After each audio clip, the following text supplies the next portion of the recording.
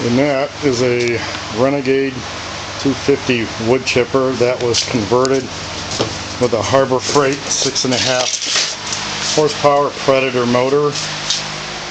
It used to have this 5-horse Briggs and Stratton motor that's contaminated with gas, had oil all over it. Still got good compression, the oil's black. I didn't want to mess with it, so bought the engine on sale for $97. How can you go wrong? Thanks for watching.